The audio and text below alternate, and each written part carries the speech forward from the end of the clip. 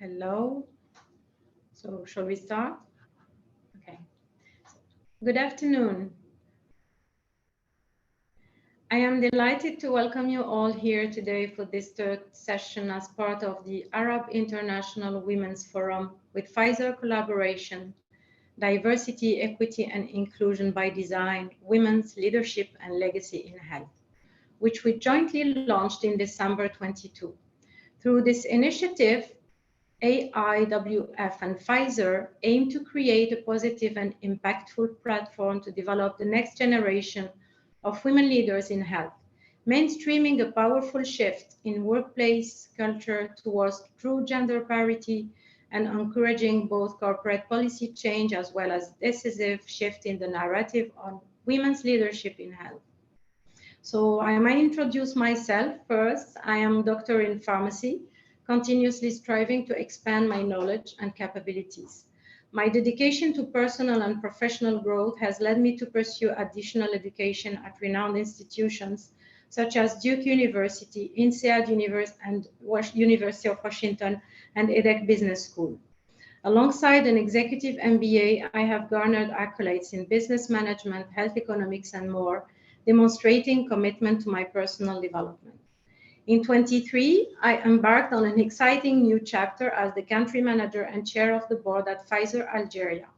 Throughout my career, I have accumulated extensive experience at both local and international levels, assuming diverse leadership roles in sales, operations, and public and retail markets.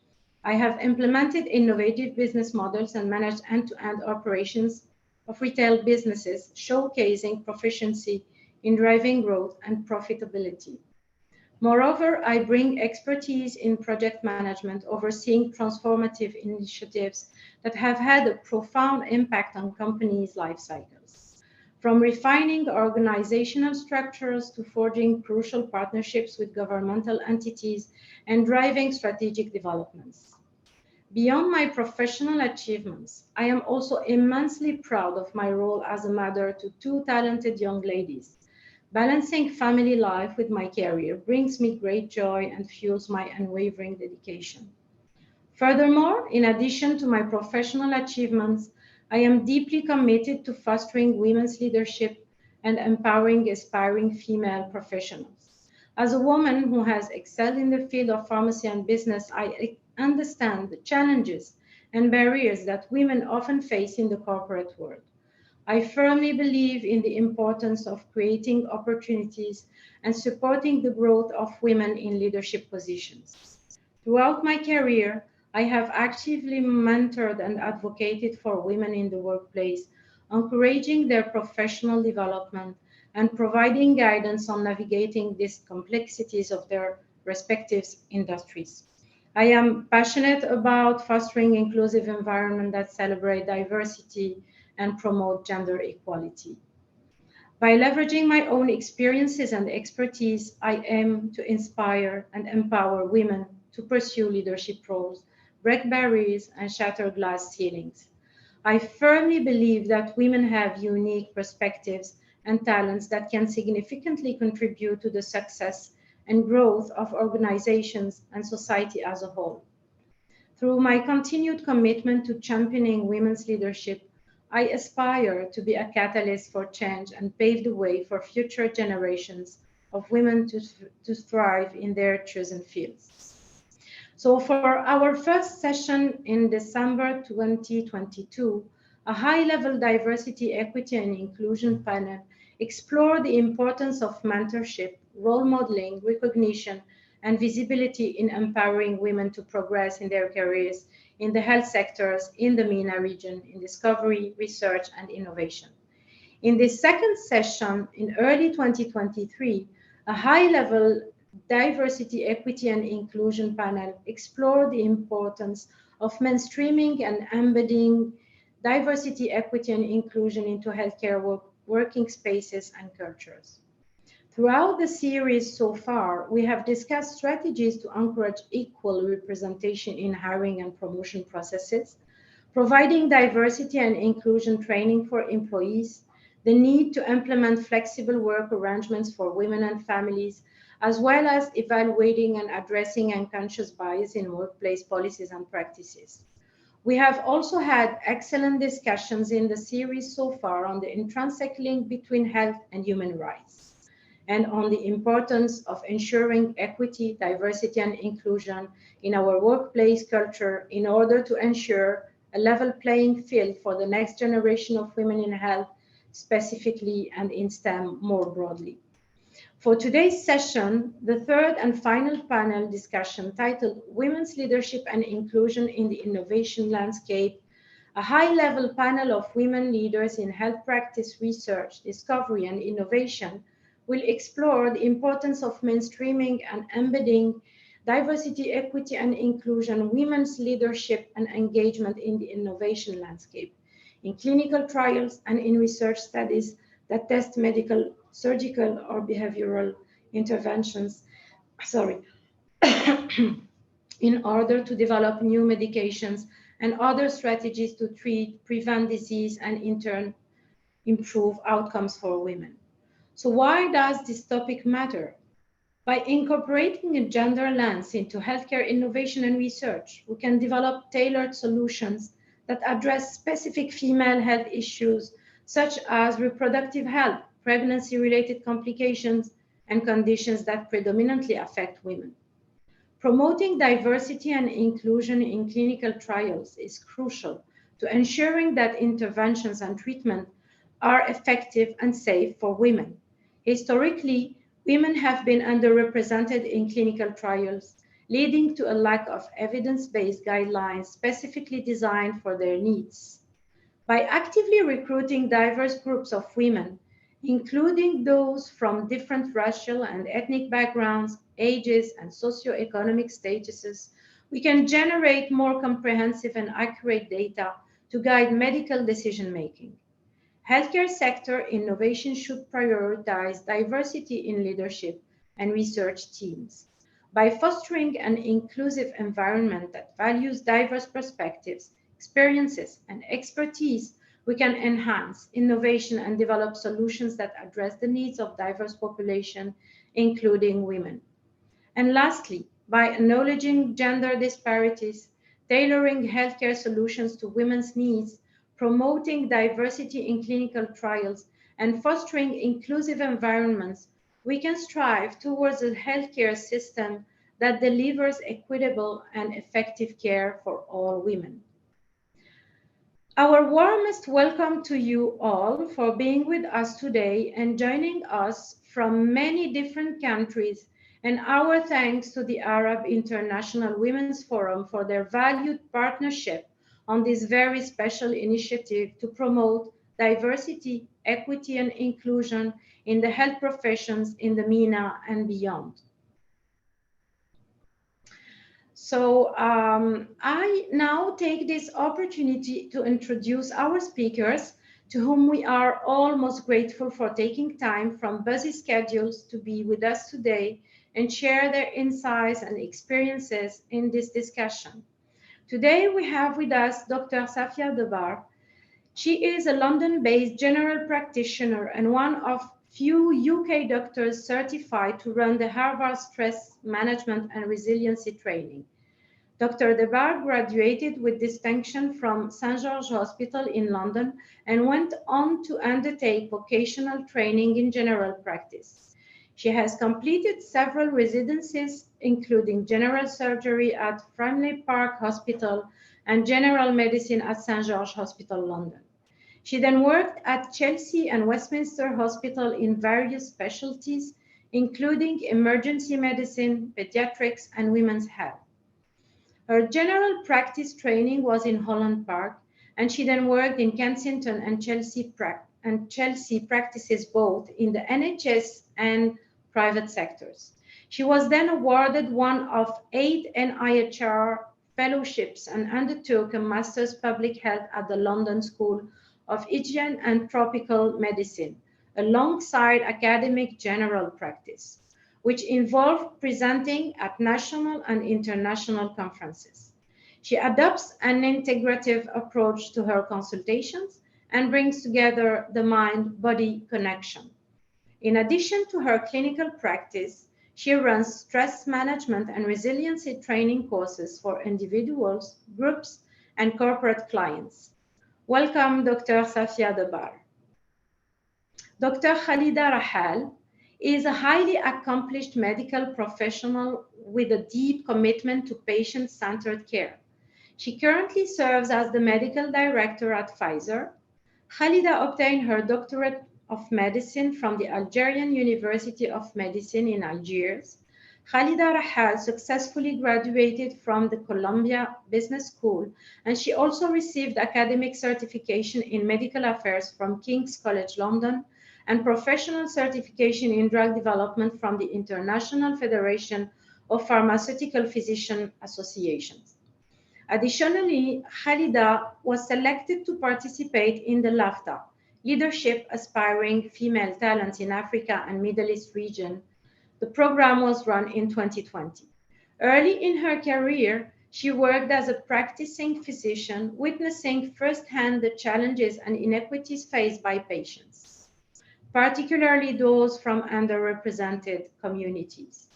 Driven by her desire to address these disparities, Dr. Rahal transitioned to the pharmaceutical industry to work directly on delivering innovative therapeutic solutions for the patients. Her expertise in patient-centered care and her unwavering commitment to equity have played a crucial role in shaping the approach in clinical trials in Algeria through a strong collaboration with different actors in the healthcare system. As the medical director, Khalida leads a multidisciplinary team responsible for designing and implementing educational and scientific initiatives for the medical community that prioritize inclusion and diversity. Under her guidance, Algeria Medical Department has implemented robust strategies to enhance local clinical research capabilities. Khalida and her team actively collaborate with advocacy groups, patient organizations, and healthcare professionals to foster partnerships that promote awareness and access to treatments and health information. Welcome, Dr. Khalida Rahal. And finally, we do have Dr. Agnès Hamzaoui with us. She is a professor of respiratory diseases in the medical school at the Tunis El Manar University. She is head of children's respiratory diseases in Abderrahman Mami Hospital, Ariana, and responsible for the research lab on chronic respiratory diseases from genetics to management.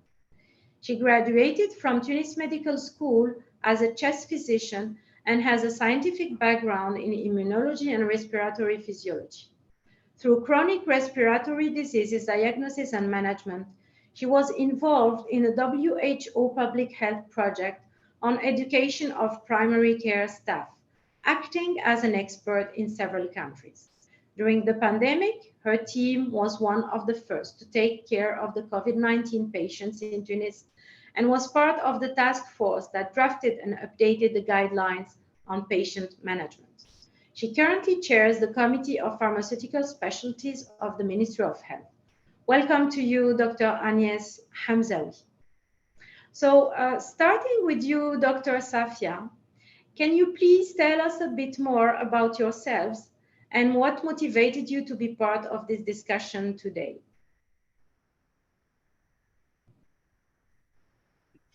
Thank you. So I am currently working at the Mayo Clinic. I'm part of the executive team of Mayo Clinic London, which is part of the Mayo Clinic, Healthcare International. And this topic in particular is very important to me because of the wide breadth of patients we look after, but also now being part of a major US organization, I feel that it is critical to address this. And so, sorry, go ahead. Thank you, Dr. Safia. Maybe you can also talk a little bit more about yourself and share with us maybe a bit more personal experience that you had. Well, I think I've come from a kind of different background to the standard medical student in the UK. I was born in Morocco. My parents came from Morocco. I was brought up in London, went to a French school. So it was very, very mixed from the outset. So from the beginning, we were exposed and all we knew that we were different, but we had that commonality in that we were different, people from, you know, more than 40 countries represented during my schooling.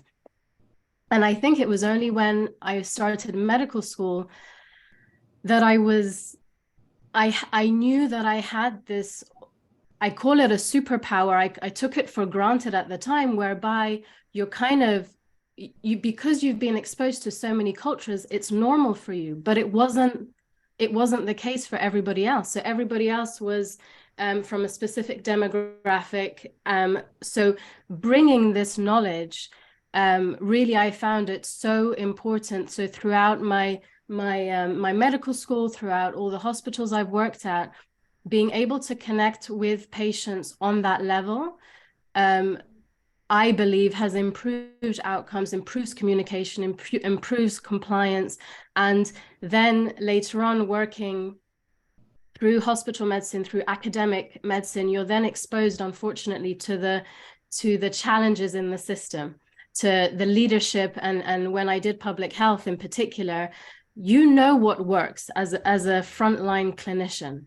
But there's always this huge gap, whether actually it's a frontline clinician or in research.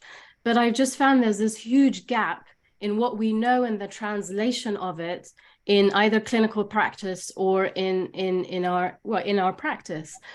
And so I've always wondered why that was. And throughout my training and throughout my different roles have seen this. And so that's why I'm very passionate about trying to address this, because it's kind of like, you know what works, but you are confined by a hierarchical system that's run by people who have unfortunately lost touch, or that are not listening, and so I was just always asking myself the question, we know that this drug is good, why can't we prescribe it, for example? Yeah, that's fine. That's really great. It's actually very inspiring. And I'm personally very proud to see, you know, a person coming from our region being so successful and arriving to that level, you know, of excellence and proficiency. So thanks a lot for sharing. thank you. Now, Dr. Rahal Haliba, can you also please introduce yourself a bit more and tell us what motivated you as well to be part of this discussion today? Yeah, thank you, Faiza. So good morning, good afternoon, good evening, wherever you are. First, I would like to thank Hadil and Louise for their support, and also address a special thanks to Wala Al-Alami, who is part of the Arab International Women Forum board and a distinguished member of the executive committee, for her kind support and guidance. So thank you very much for having me in this very important session. I'm honored to be here today as a speaker at the Arab International Women Forum, and to join both our distinguished career women panelists and everyone attending with us this third session. So I'm thrilled to share my experience on this important topic. So allow me to introduce myself. I'm not only a dedicated healthcare professional, but also a devoted wife and proud mother of 3 lovely children. My life journey has been shaped by a series of transformative experiences. Growing up in France, I was fortunate to have never perceived any disparities between men and women. And my parents instilled in me the value of treating all their children equally. So it was until we relocated in Algeria, where I pursued my medical studies, and that I encountered a different reality. However, during this transition, I was fortunate to meet a supportive and understanding partner who has been by my side for the last 26 years. So it was actually at the beginning of my professional career as a doctor that I became aware of gender inequity. My journey as a physician started within a military institution as head of medical department, looking after the health of nearly 1,000 soldiers. So this experience demanded that I adapt to an entirely unfamiliar environment. I found myself facing not only the challenges inherent to my profession, but also navigating gender biases and social expectations. However, driven by my determination and passion for medicine, I persist and made significant contribution to the field of healthcare. For some reason, the feminization of the army was a political choice, especially in the field of medicine.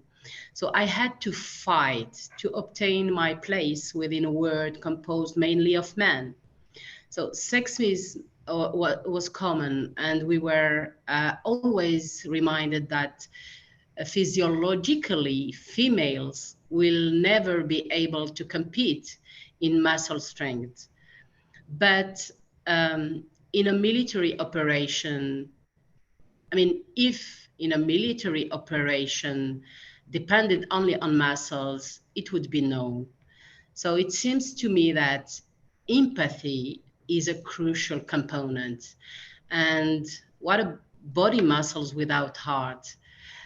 You can have all the muscles of the world, but without heart, it will not functioning, as heart can empower the brain and the muscles. And this what a woman brings. She brings them all, and there we as women have our part to play. So in a male-dominated environment, how can they really understand the need of a woman? So therefore, I moved to the pharmaceutical industry, and I joined Pfizer in 2011, where I currently serve as the medical director. I'm proud of being part of such company, as this experience increased my passion to make a difference on a larger scale in patients and women's rights. So I want to make sure that women needs and voices in the medical field are heard, recognized, and included in anything we do. That women contribution are seen and understood, that our dedication and expertise are paving the way for better access to healthcare for all, and that women legacy in health and leadership are valued and continues to inspire generation to come. So I think that I complete my 4 minutes. Thank you, Khalida. This was very inspiring, and I fully agree. I mean, I think we are proud to work for, very proud to work for a company that values women in the organization, and that gives such a high level of focus and importance to diversity, equity, and inclusion, and namely to women. Thanks a lot for sharing, Khalida. And you, Professor Hamzawi, Agnes, can you please tell us a bit more about you, and let us know also your motivation to be attending this very interesting discussion today and sharing with us your experience on this. Thanks a lot. I'm very, very happy to share this discussion with you and with all the people that are here. I'm very proud of being a woman and of being an Arabic woman, you know, because there are so many bad ideas about our countries, about how the women are treated in our country, that I'm happy to show that we can do a lot as women, and we can be leaders, we can be responsible, we can have teams with us, and we can change things as a as a physician, I have always worked in public hospitals because I think that it is the best way to share everything with everyone. You know, equality is not possible, at least in our country, in the private sector. In the public sector, whatever the conditions, the economical conditions of the people, they will have the right to the better treatment, you know. And that's, for me, it's important. And especially for women, because in our countries, women are generally had less chance with economical sector than men. They generally have less possibility to be workers, so they depend on their family, on the husband, and that's the point that makes me very unhappy. So in our sector, we can treat the people in the same way, whatever the conditions are. And that is why I'm still here. And also, I'm very proud because in our country, the public health, when even if sometimes we have some difficulties, is still at a very, very good level. I'm working in an academic hospital, and we can provide our patients with all the possibilities of diagnosis, of treatment, at least the minimum that is required to have a good medicine. We don't believe in medicine of poor countries. We have a good medicine, and that is what I am very proud about. And also, I'm proud because as a teacher or as a mentor with many students around me, at the end, they always tell us that they were very happy to be here with us because they learned that medicine is about patient, and patients are person that we have to respect. We have to center all the attention about the patients and not about the people that are working or about the institution, about our fame. The important is to learn how to manage with the patient and to take care of him or of her like a person in a holistic way. And I'm very proud that they learned that in our team. So that were the point that I had to discuss with you. Thanks a lot, Professor Hamzaoui. It was, again, I mean, I'm very honored to be moderating this discussion today and to be with such esteemed and distinguished speakers. And thanks for sharing your experience again. And thank you all for sharing, you know, such insightful and inspiring stories. So maybe we can move on our main topic. And to you, Dr. Debar, maybe the next question to you would be, what do you see as the greatest challenges for diversity and inclusion in clinical research, trials, and innovation in your part of the sector?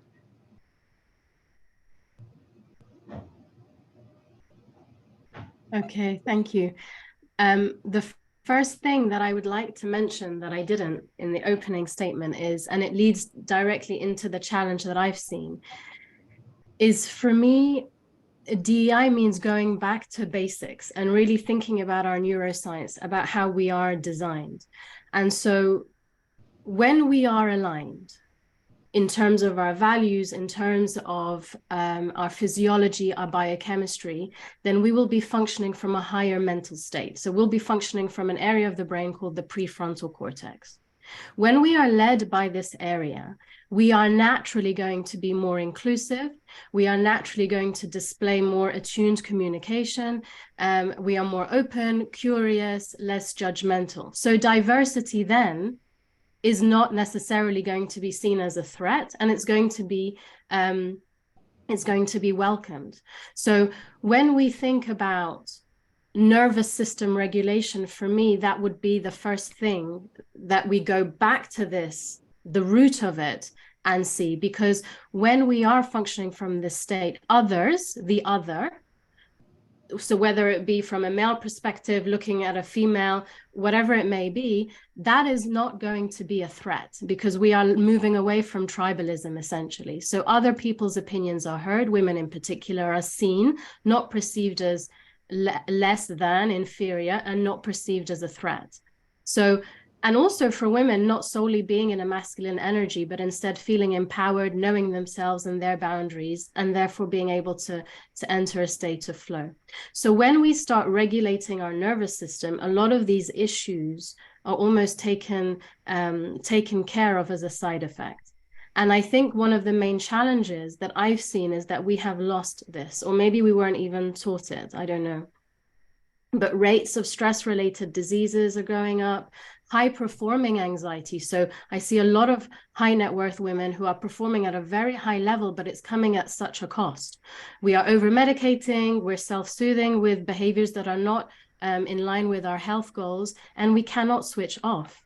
So we're chronic stressed, we're burnt out, and we're conditioned to believe outdated and sometimes destructive beliefs. So like Khalida was saying, women, but we have unique skills in terms of perception, thinking outside the box, resilience, and the ability to bounce back. So being able to manage multiple domains in life in parallel are not really valued or seen, and we're completely out of sync. So the main challenge that I've seen in terms of our leaders and also ourselves is that we are not regulated from the most basic of levels. We do not have the knowledge about our nervous systems, because when we are regulated, really anything is possible. Everyone is welcome.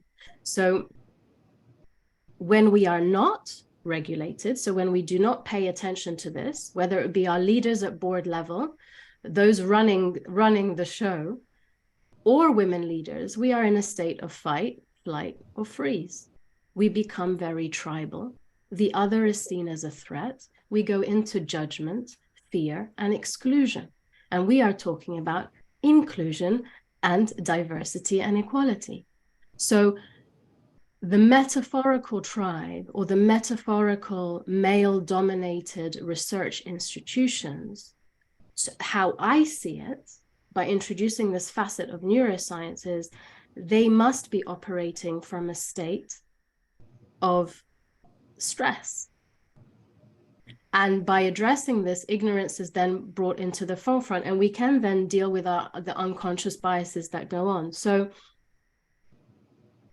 personally, from what I've seen in the patients I look after, in the research domains I've been part of, is that people are dysregulated, and we are not placing enough importance to our nervous system regulation. It is a personal journey, but because we are not addressing it, we are veering towards outdated models of working. In what I've seen in terms of the challenges in individual departments working within, now being part of a huge healthcare system, an American healthcare system. So already the Mayo International has come to London. So we're dealing with a lot of differences.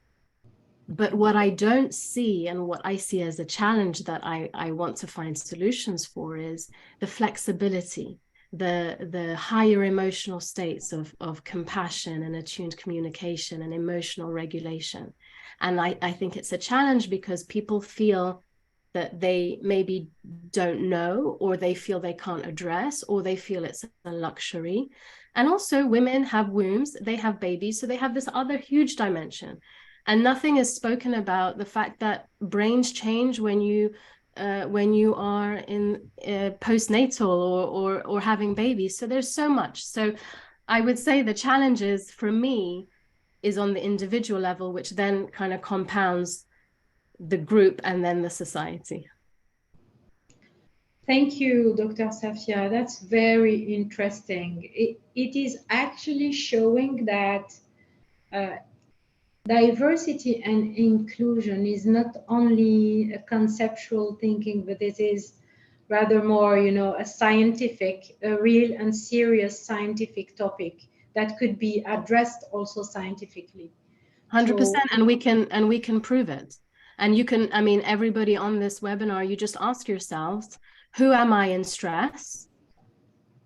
And who am I in flow? And you'll be two different people. So if that's then filtered down from the leadership, and we can see it in world leaders, they're in a state of stress. You can see it. Absolutely, and it's very interesting. Thank you. So before moving to the next question, I'd like also to ask the same questions to other panelists, and to you, Professor Agnes Hamzawi. Can you also please tell us, what do you see as the greatest challenges for diversity and inclusion in clinical trials, in clinical research and innovation in your part, from your side, from your perspective? Thank you. I had trouble two days ago with a student that was very afraid because she had to leave our department and go to another one because she was pregnant, and she was very, very afraid. She said they will be angry with me because I am pregnant, and they will think that I'm not going to work. And I think that it's not fair that in 2023, people or students or women are still afraid of being pregnant. It's normal. If women don't have children, there will not be any children in the world. And I think that's the beginning of the problem. We are still in a society that consider that women are able to work, are able to have responsibilities, but at a moment when they will have babies and children, they will have to stop. And that's, I think that's a big challenge. And it is the same for the patients that we have, or for the nurses that are working with us, or the psychotherapists and so on. It's good to have women because they are responsible, because they always want to show that they are a good person, that they are not making other things than working.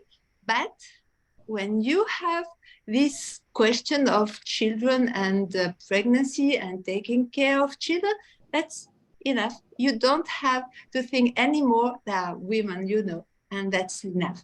And I think that's a big challenge still now. And even when the leadership is, and when the leader is a woman, the problem is the same. And I think that is not fair at all, because we had children, so we have to understand and to be happy that the women have a complete life and not just a working life or a family life. And I think that's a big challenge, because if you're looking at a medical career, for example, we have always permanencies, we have just exams and other exams, and they're very long studies. And what is the good time to live a woman life? I think that's a challenge, because even when I wanted to make some scientific studies, I had to go abroad, and how to go abroad and leave my children. And I made it, but it looked so difficult. If you ask a man, he will have no problem to leave his family for 3 months, for 1 year, just to make some progresses. And I think that's a big point that we have to think about. And as Dr. Safia is working on neuroscience, I am working on breathing, and breathing is fundamental. And I know that, I am dealing with asthmatic patients, particularly, and you see that with anxiety, with fear, the people cannot breathe anymore, and they are much more ill with all the stress. And it's very, very different between women and men, because women, they always prioritize their family, their children, and after that they cannot breathe anymore, and they are very, very ill. And despite, you know, drugs and so on, and also as they, even if they are poor, they think that they had to provide everything to the family, to the children, and after that they will think about themselves, and also that make them more severe than the men. Yeah, definitely. That's, and what you have just shared. Thanks a lot for sharing. What you have just shared is, and particularly speaks to my mind, actually, because I also have a personal experience which is quite similar. You know, I used to be a very ambitious person, but I had to, I would say, to put between brackets, not my career, but my ambition. You know, during the period of time where I had my kids and where I had to take care of them. So, and I would say that this is particularly true in probably some regions of the world where the support to women is not that valued and that considered as that important. So thanks a lot. This is very insightful. And to you, Khalida, maybe you can also share with us your perspective.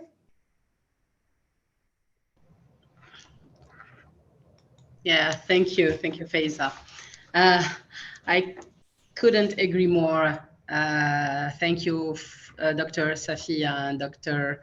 Agnes. I will be perhaps a little bit more factual in the context of pharmaceutical sector in Algeria, where the number of clinical trials is really very low. And there are specific challenges, and some of them is mainly, I mean, the limited awareness and education. And one significant challenge is the lack of awareness and education about the importance of clinical research and trials among both healthcare professional and general populations. But also patients who are not familiar with the purpose, the benefit, the ethical consideration of participating in clinical trials.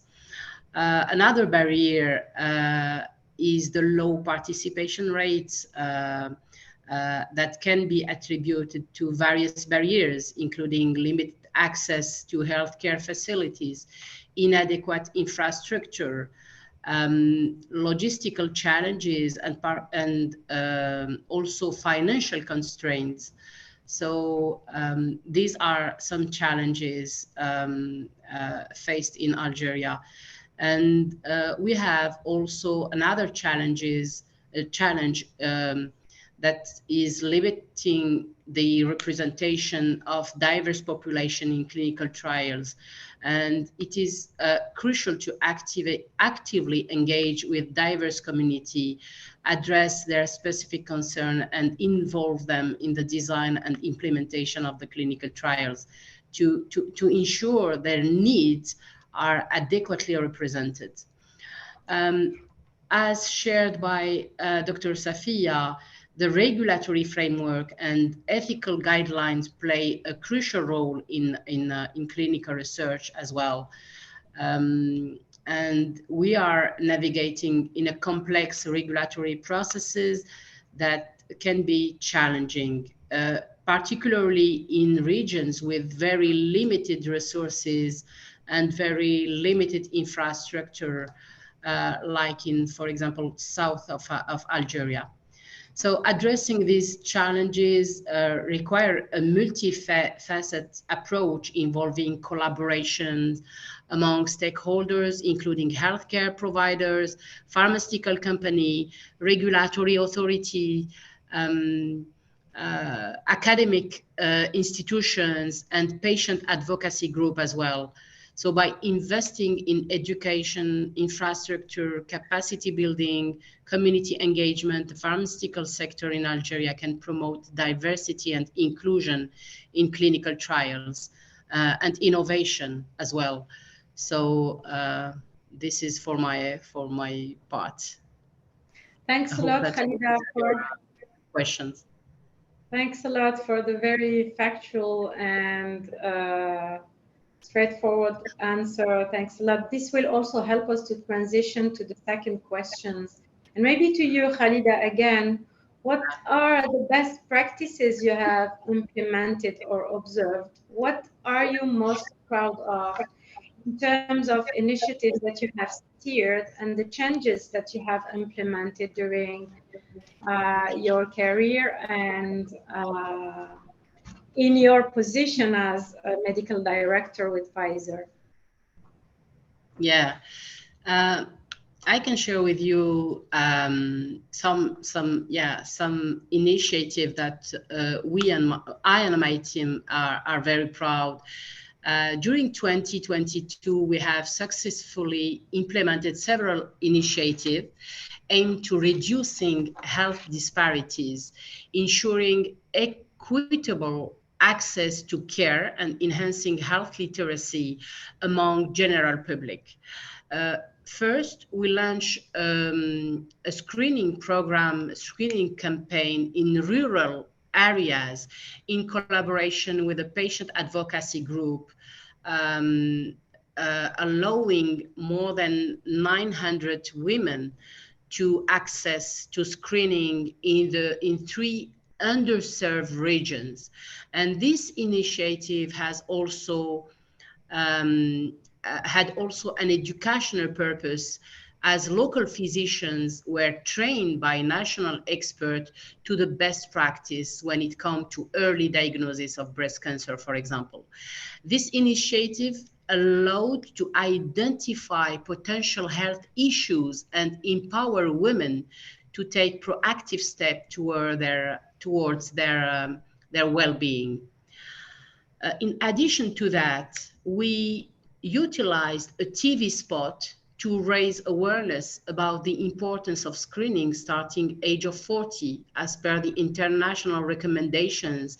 And this initiative aimed to promote preventive healthcare and encourage individuals to get screened. Furthermore, we developed 30 educational capsules that were broadcasted during the whole month of October. As you know, October is the breast cancer month. To future and we invite an oncologist addressing one question or one misconception per day from general public around breast cancer, providing valuable resource, accurate and reliable information to enhance health literacy. So these are the 3 recent initiatives my team and I are proud of, from an inclusion, diversity and equity for women in Algeria. And perhaps I can also add one additional initiative, the most recent one that took place last weekend, aiming to train the medical community on good clinical practices and the implementation of clinical trials. This initiative was designed to enhance their knowledge and skills in conducting high quality research and ensuring ethical standards in clinical studies. The program included comprehensive training, workshops, interactive discussion to provide practical insight and guidance on conducting successful clinical trials. But while significant progress has been made in the realm of partnership and their impact on society, there remains a significant lack of clinical trials in Algeria. And it is evident that more can be done to expedite access to innovation in countries like Algeria. This necessitates enhanced collaboration with authorities, particularly hospitals and university, for example, to establish the necessary infrastructure for global clinical trials that can benefit the country.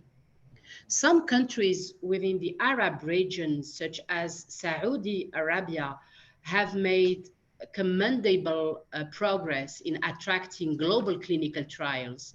However, we are not yet there in Algeria, indicating the need for further efforts. And I'm deeply passionate about this cause, as it's aligned with my passion of achieving equity. It is disheartening to witness patients in Algeria waiting for up to 10 years to access life-changing medication that are readily available to patients in Europe or in United States. So it is with great humility that I aspire to elevate the level of our healthcare professionals, and above all, to instill them a desire to engage in research. This is where my greatest satisfaction lies. I hope that I answer your question, Faiza. Thank you, Khalida. You did, of course, and you did well. And thanks for sharing with such transparency all the initiatives, and congratulations for all what you are doing. I'm pretty sure that all the efforts that are being made will finally end up with very positive and good results in the country, but not only in our country, but more widely. To you, Dr. Professor Agnes, can you from let's say the hospital university perspective, share with us what are the best practices you have implemented or that you have observed during your exercise? What are you most proud of in terms of initiatives that you have steered and the changes that you have maybe implemented in your service? Yes, I will speak about two things, three. The first one is that we organized a special organization for the women with severe asthma. As I told you, severe asthma in women is very frequent, especially in Tunisia, and it's very different from the cases that are described in Europe. For example, obesity or overweight is not a concern, and it's not more frequent in people with severe disorder than the other ones. But the problem is essentially socioeconomic in the women, and they have constraints about their families, and they have constraints about money. So we made a very flexible consultation that they can change their appointments. If they don't come to the appointment, we have just to call them. They can call us at every moment to have to ask questions. And in this consultation, there is also a psychologist, and they often need to discuss with her. We have a nutritionist, and we have also a physiotherapist to help them to understand the respiratory exercises. And also we have such a kind of partnership with pharmaceutical laboratories that provide us with drugs that are not available in hospitals to help them to have a very good treatment. And it works very well. And we have, I think that these women are very happy with the results, and we have much more people that are well controlled it was before. So that's a point that we are proud of. The second point is that we, as you know, we are specialized in children diseases, respiratory diseases, and we developed that it was not truly developed in our country, and we have a center of interventional endoscopy, and we train the students about that. So I think we helped a lot of children like that. And the third point is about the pandemic of COVID-19, when our team was involved at first when the pandemic began in Tunisia, and we were the first team in our hospital, and our hospital was the first in Tunis. So people were at that point were very scared, and they didn't want to take care of the patients, and so we had to begin, and there were no good practices known. There were no treatment. There was no treatment, no drugs, and we had to develop all the things, the procedures, to develop the way we would have to work together, and we had to read everything about the disease to progress, and we were after that involved in the guidelines. And so I think it was something that was fantastic. It was very hard, it was difficult, but we made it. And I think all the team, and especially the nurses, were very proud of the work. The job was done, you know. And even if we have some men in the team, but they were not the leaders. Absolutely not. So you know, I was amazed by the nurses, because, you know, they trusted us. They trusted us and they followed us, even if inside we were not truly sure. And we had to make the possible to take care of them also. And I think that it was a great experience, even if it was very, very hard. And I hope that I will not have to live such an experience again. So that's mine. Thanks a lot, Professor. First of all, congratulations for such a fantastic initiative and achievement. I'm pretty sure it's not easy for you to navigate on a daily basis through the complexities and the limitations of the healthcare system and the imperfections that we may have in these systems. But you are doing great. I'm sure that you are fighting every day for your patients, and you must be proud, you and your team. And this is probably what is also showing or relating to what Khalida was mentioning at the very beginning, comparing the muscles and the heart.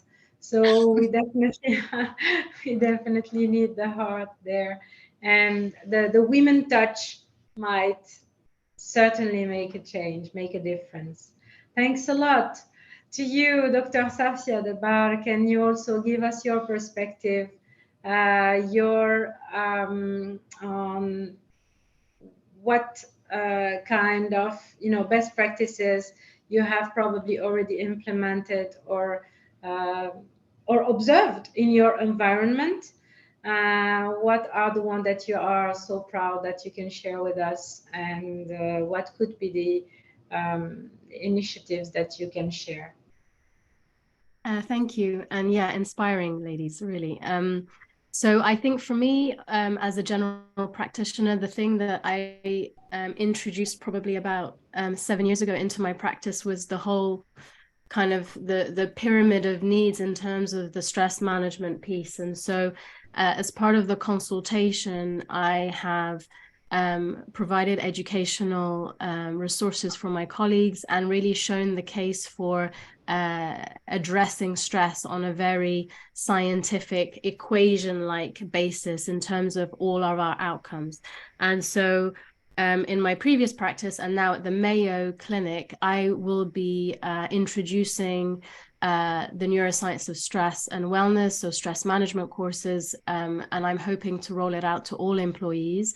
In my previous practice, it was available for patients, and so I would test them before in terms of obvious objective markers, so blood pressure, HbA1c, inflammatory markers, a various number, as well as resiliency scores. And we would undertake a 6-week course or whatever that would look like for that individual. And then you would see across the board that everything goes down. So by shining a spotlight on this aspect, I not only transformed how I now practice medicine, but it has had a knock-on effect to my colleagues. So in the areas where we work, and now taking it to the Mayo, which will then become more international, by implementing this not only for our patients but for our staff, what we have found is when we are trying to incorporate the American system locally into London, this has meant that communication has been much easier. We're not having meetings for the sake of having meetings, because that was one thing that I just found I don't understand. But essentially, we're having a lot more focused agendas. And by lining people up with their values and therefore their skills and what they bring, we are able to empower individuals. And so by going really to the root of it, I found that not only health outcomes have improved, but collaboration and productivity, sickness absence, all of those things have improved. So I think that has been my most rewarding thing. And also during the pandemic, I was providing free webinars as we were navigating it. Being frontline, we didn't know what was going on. So it was really nice just to kind of have that. And when you're out of it on the other side, you then realize, as a society, we really are more capable than we think, and you just start to question life a lot more. I'm not going to get existential on everybody, but it was forced awareness, and I think that served us very well. Thank you, Dr. Safian. And you are actually helping me to transition to the next question, and this will be to you.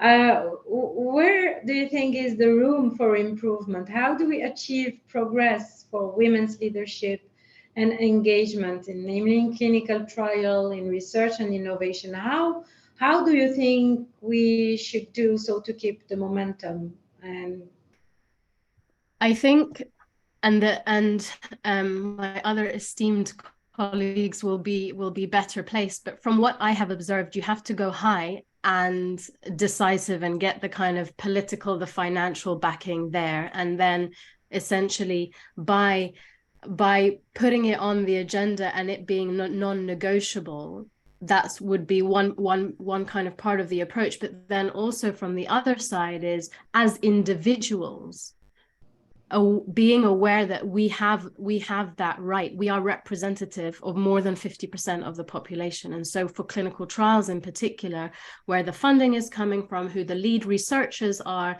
the topics that are chosen, I mean, it can be very political, let's put it that way. I would say by showing the importance of it and aligning to the stakeholders' agendas. Because you can say, look, it's really important to have women, and we represent a huge piece of the pie, et cetera, but you need to be speaking that individual stakeholders' language. You need to be aligned with their agenda and their values, and not saying it goes against yours, but really having a targeted approach. So if they're in it for the money, or they're in it for the publicity, whatever it may be, then it's kind of going at it from that perspective. And I truly believe once women are in positions, the momentum is there. Like, I think we need to give ourselves a bit more credit, but for it to be for it, where I've seen it work is the leadership is good and the leadership is aligned and in tuned, and it's an agenda that's non-negotiable. Thank you. Thank you. Very interesting. From your perspective, Professor Hamzawi, from your hospital perspective, I would say, where do you see the room for improvement from your side? How do you think we would achieve progress for women's leadership and engagement in clinical trials, as we are talking about that today? How do you think we should do so to keep the momentum going? I think, like said Dr. Safia, we had to take the credit on us. We have to believe on us, because, you know, in our hospital, we have many women that are head of departments or head of laboratory. But at the end, the director of our hospital is a man. And he is much more comfortable when he is speaking with another man as head of department, for example, than to speak with us. And in general, you feel that there are the women and there are the men, even if there are fewer than us. And this is this way of looking to women like, you know, they're all together. That is not a good way. Once I was an expert in I think in Oman, and I was the leader of the meeting as the expert. And one of them said, yes, you know, women are very good workers. They are very skilled, but you know, as they have so many skills, they cannot be leaders. They cannot be responsible. They are very. They have many competence, but because of that, they cannot be leaders. So this is this way of looking to women that, you know, they're workers, but not leaders, and that's not true. Especially these are what we call. Sorry, these are what we call the unconscious bias. Yeah, absolutely. You know, I was there. I was working with them. I was leading the work, but you know, and it was funny, you know. But yeah. And I think in our countries there is the problem. We have in you know, in Tunisia the prime minister is a woman, but our president is a man, and you know, when you see them together, it's always the man and the woman, and that is not the way that we should be, because she is a prime minister. And I think even in the developed countries, when you see in France, for example, where the situation is similar, you know, there is Macron and there is Mrs. Bourne, and I think that position is, as you said, is unconscious, but it's there. And we need to, I hope that one day when you will see one person, you will not have to say it's a woman or it's a man, it's just a person. When we will arrive to that, then we will be at a good point. And it's, I think that's important.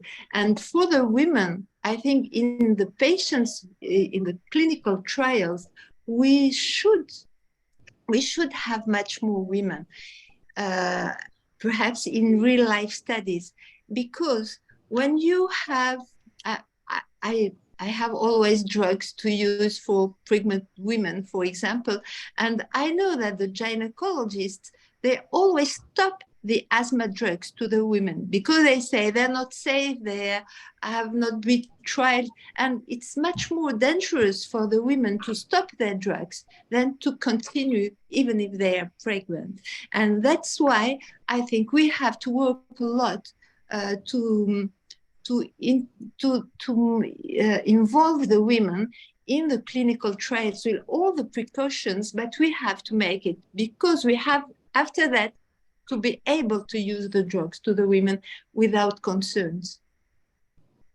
Yeah, thank you. Thank you. Khalida, maybe you can also share with us your perspective.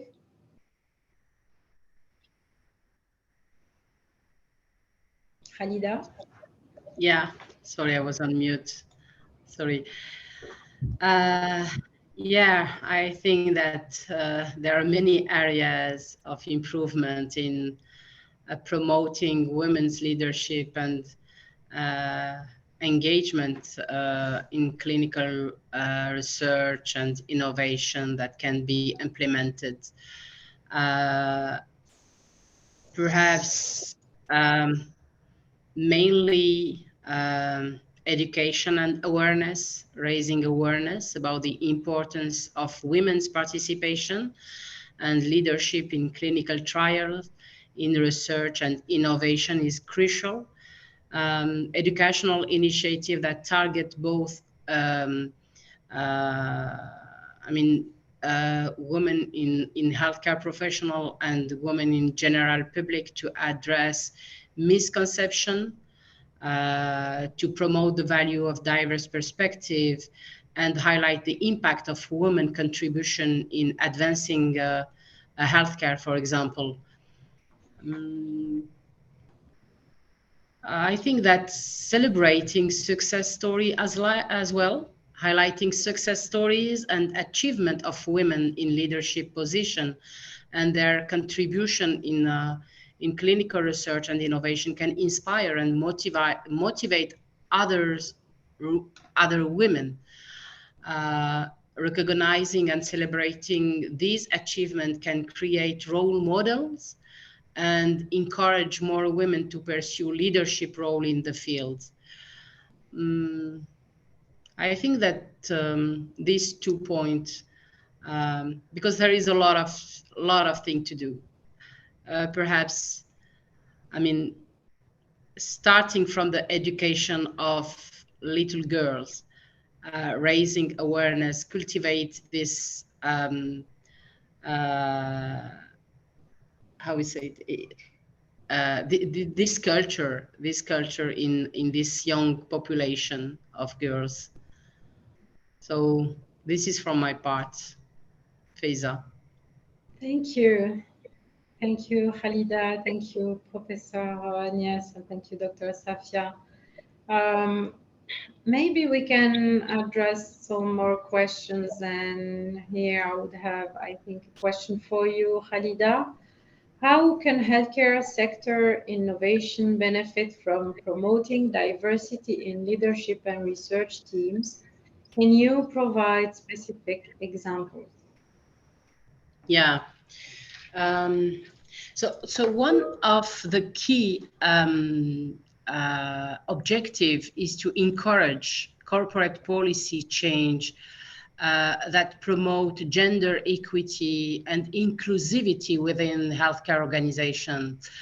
And this includes advocating for equal opportunities, equal representation, and advancement for women in leadership position. And Pfizer commitments to drive gender diversity is defined by a goal which is reaching 47% of women representation at VP level by 2025. And I'm super proud to see that between 2019 and now, we have moved from 39% representation to 43.4% representation of women at VP level. So we are very well on track to achieve this goal. Secondly, the equity is not only important in female representation to bring innovation, to bring the perspective on how we bring breakthroughs to the patient, but equity also exists and on how we run clinical trials. So Pfizer embraces equity when it comes to advancing equitable health outcome. And Pfizer vision in this space is to achieve health equity for all by preventing, by treating, identifying disease drivers, and closing the gap that disproportionately impact underserved and ethnic minority population nationally and globally. And finally, Pfizer is also working on enabling women's career progressions, mentorship program, and initiative to enhance leadership skills, such as the LAFTA program, for example. Thank you, Khalida.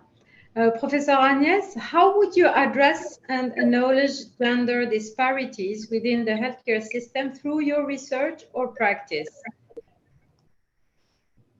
Oh, the first thing is that we are concerned about women problems, so like I told you before, and so we tried to improve that in our way of managing patients. For managing our team, I think that we have to install better practices than that. We try in our team not to differentiate between men and women, and we try to make them progress in a similar way. It's easier for us because taking care of children is usually devoted to women. So there are many women that are working with us, and it's easy.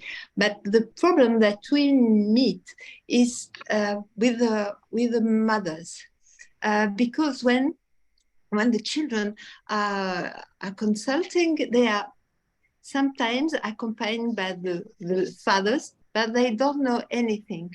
They say, it's my wife that knows how to manage the children. So the consultation is absolutely useless. And when the mother comes, there is a problem because there are many women that don't know how to read, for example.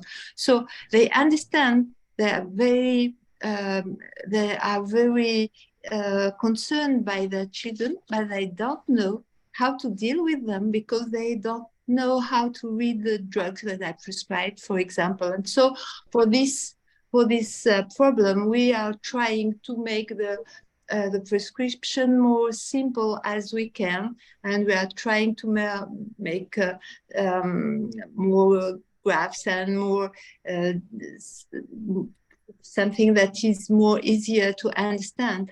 But education for people that don't read, it's not so simple, and we have this problem in Tunisia, and it's a big thing. So for innovation, I think that the big lab, pharmaceutical lab, should think in another way, because all the innovative drugs are very, very expensive, and from the beginning it is known that they will be very expensive. So we cannot hope to afford these drugs to our patients in the simple way.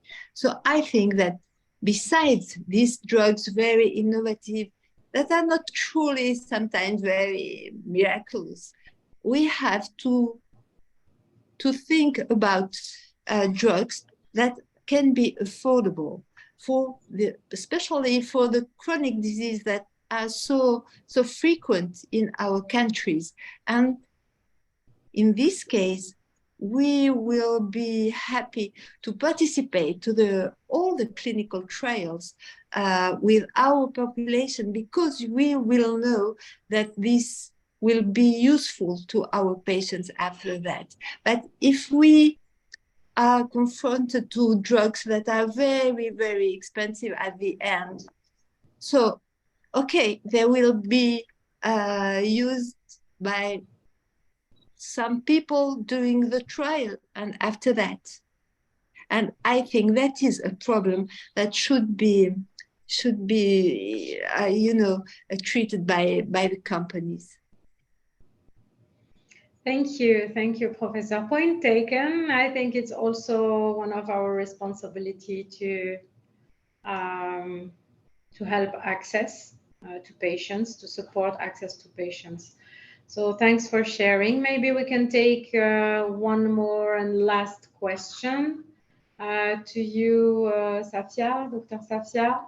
So why do you think it is important to mainstream and embed diversity, equity, and inclusion and women's leadership within the healthcare innovation landscape, particularly in clinical trials, but also in research studies? Simply because then you're getting the full picture. You can't be dealing with a masculine-dominated landscape.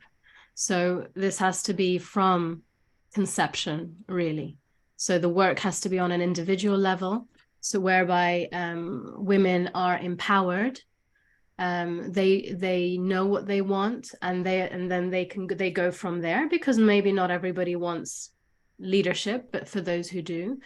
So it has to become the norm. So we require a cultural shift more than anything. And then the rest is detail. I'll keep it short, but that's. Thank you. Thank you. So I'd like to invite now each of our speakers to contribute to a last thought or recommendation that addresses the question of how we can mainstream and embed D&I. And maybe if we can do it, in 2 minutes each, it would be great.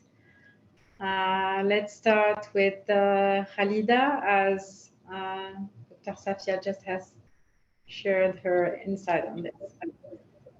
Sure. Thank you, Faiza. First of all, I would like to sincerely thank the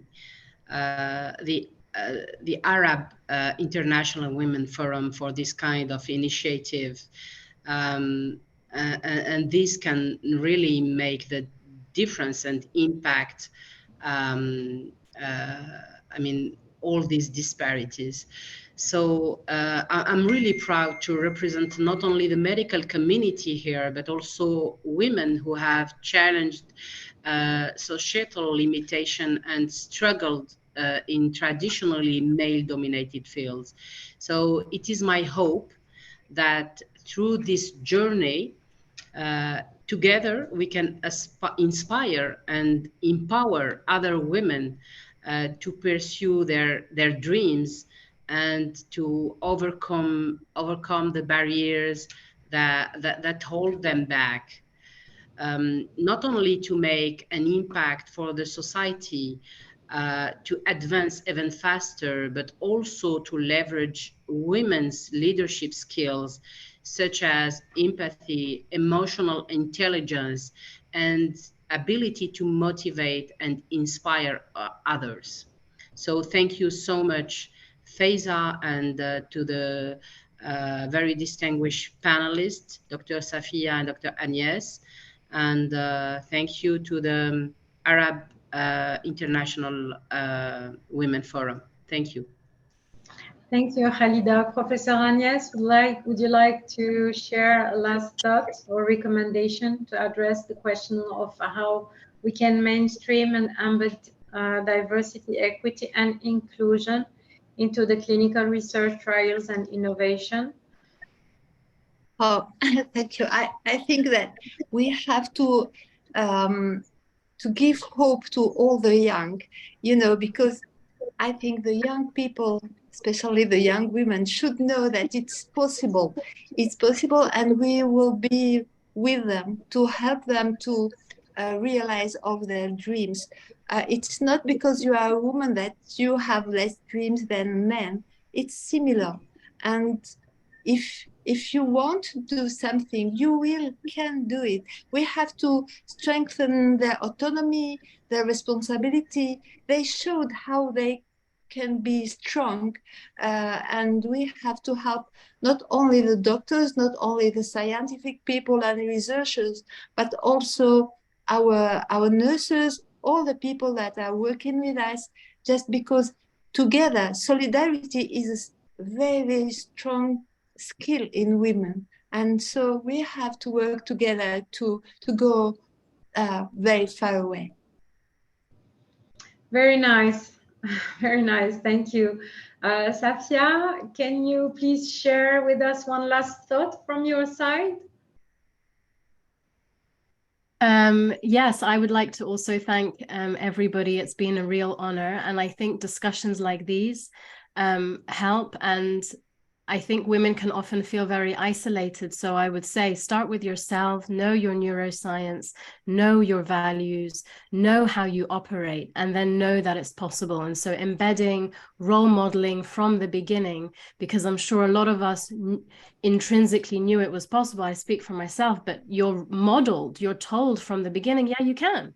So a lot of things then are out of your filter. So I would say start with your neuroscience, and then regulate that, and the rest really, I think, falls into place, because it's your divine right, it's your birthright. Very encouraging, thank you. So on that note, we conclude this virtual panel event, the third and final session in a series that Arab International Women's Forum and Pfizer has been so proud to co-host between 2022 and 2023. Please do look out for an announcement from the AIWF and Pfizer in September on the launch of the report that emerges from this panel series. I hope you all found today's discussion to be engaging and enlightening. Our warmest thanks and appreciation to all our speakers who have taken time out of such busy schedules to be here with us today. And of course, much appreciation to all of you who have joined us today. We look forward to seeing you all, and thank you again on behalf of the Arab International Women's Forum and Pfizer for joining us today. Thanks a lot and goodbye.